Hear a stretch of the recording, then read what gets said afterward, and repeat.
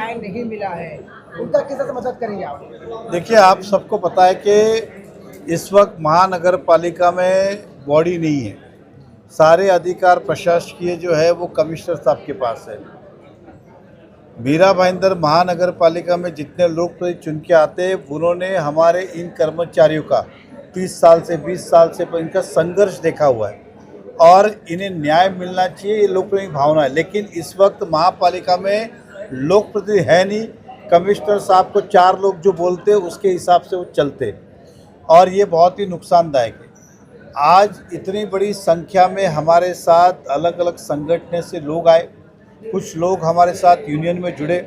Bharatiya Janata party की श्रमिक कामगार संगठन है, वो संगठन का एक ही उद्देश्य है कि कर्मचारी और अधिकारी को अपना न्याय मिले। ये संगठन इनके आने से और मजबूत हुई है। विशेष तौर पर प्रवीण राय जी, अनीता दीक्षित जी, ये लोग संगठन में कई समय से काम कर रहे हैं और इन्हें भी लगा और हमें भी लगा कि हम एकत्रित होंगे तो जल्दी न्याय दे पाएंगे। महाराष्ट्र में सरकार हमारी है, जल्दी महापालिका में भी आएगी। उसके बाद इन सब कर्मचारियों का जो जो न्याय है वो हम दिलाएंगे। लेकिन जो अभी इमीडिएटली देना है वो भी सरकार से बात करके, कमिश्नर से बात करके हम इसकी शुरुआत करेंगे।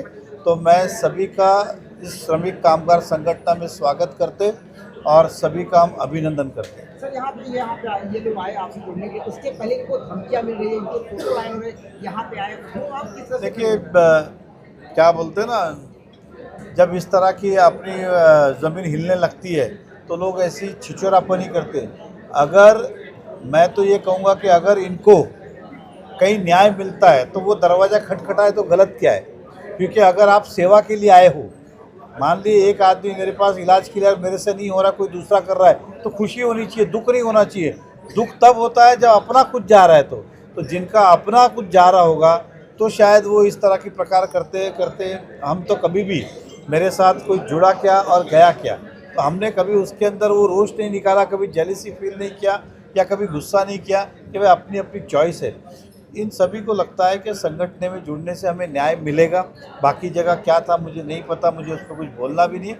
लेकिन इतना कहूँगा सभी कर्मचारी को और अधिकारी को कि किसी को डरने की आवश्यकता नहीं है। हम कोई कुछ मांग नहीं रहे, हम अपना हक का मांग रहे और हमारा हक का हमें मिलना चाहिए। कहीं ना कहीं इनको धमकियाँ दी जा रही है कि आप अगर ज्वाइन करते हैं तो आपकी पगार नहीं बढ़ाई जाएगी, आपको काम से निकाल दिया जाएगा। इस विषय में क्या उनके घर की कंपनी के जो पगार नहीं बढ़ाएंगे और नहीं करेंगे? ये सरकारी कर्मचारी है, चाहे कॉन्ट्रैक्ट पे हो चाहे पेरोल पे हो, ये सब महापालिका के लिए काम करते और महापालिका में किसका क्या पगार होना चाहिए ये नियम से बनाए गए और मिनिमम वेजेस हो या बाकी हो, ये सबके, तो किसी के बोलने से ना बढ़ सकता है ना किसी के बोलने से घट सकता है। जैसे कि अभी दिवाली का टाइम आने वाला है, ऐसे में 3-3 महीने की सैलरी जो रुकी हुई है। नहीं, ये देखिए, हमने ऑलरेडी चेतावनी दी, लेकिन नवरात्र चल रहे थे, हमें नए दिन खराब नहीं करने थे। तो विशेष तौर पे हॉस्पिटल के जो कर्मचारी है उनका एक तो पहले ही उन्हें पगार कम देते हो और कॉन्ट्रैक्टर के है, तो हमने कहा था कि दशहरा जाए उसके बाद उसके ऊपर भी ना इलाज हमें कोई ना कोई डिसीजन लेना होगा।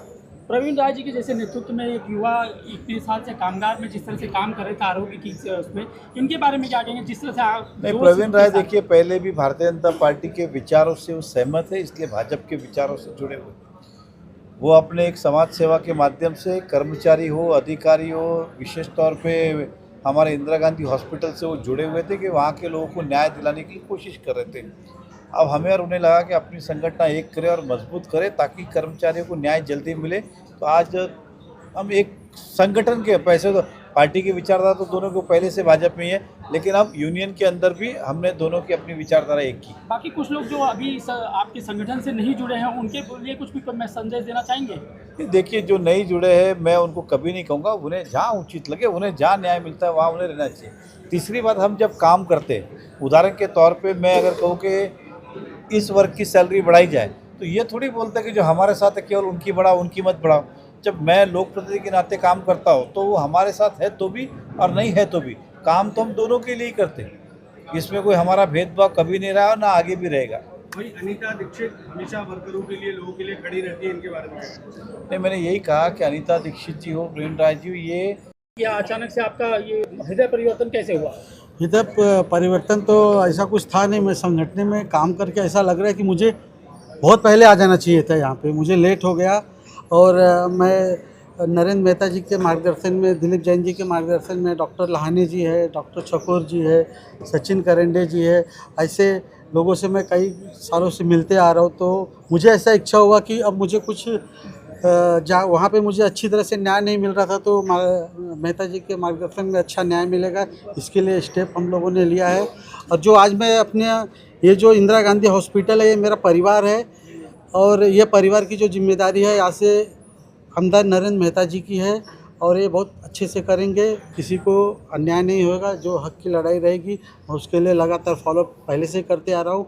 अभी और मुझे पावर मिलेगा और अच्छे से करूँगा और सब कामगार का अच्छा होना चाहिए। अभी जो आपके हॉस्पिटल में समस्याएं हो रही हैं उसको लेके क्या कहना चाहेंगे, जैसे एम्बुलेंस से लेके डॉक्टरों की? देखो, एम्बुलेंस जो है वो उसका सवाल आप परिवहन मंत्री से बात करिए, वो ज़्यादा आपको बता सकते हैं। आपने कमिश्नर का घेराव किया था, कहाँ गए थे? देखो, कैसा कमिश्नर हो गए, एडिशनल कमिश्नर हो गए डॉक्टर पड़वल एकदम नकारा ऑफिसर है।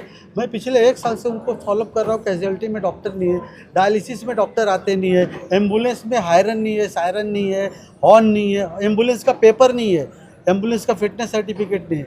तो ये सब मेरे को मुद्दे से वो लोग कभी तारीख पे तारीख दे रहे थे, कल वो मुझे मिल गए, मैं मेरे हिसाब से उनको जो बोलना था वो मैंने बोल दिया है। स्टेज पे आपने एक बात कही थी, जो धमकी दे रहे हैं उनको आप देख लेंगे, किस तरह से धमकी देने के लिए भाजपा का बहुत बड़ा परिवार है, उनसे बड़ा कोई नहीं है, हम देख लेंगे, वो बहुत छोटा मोटा सवाल है।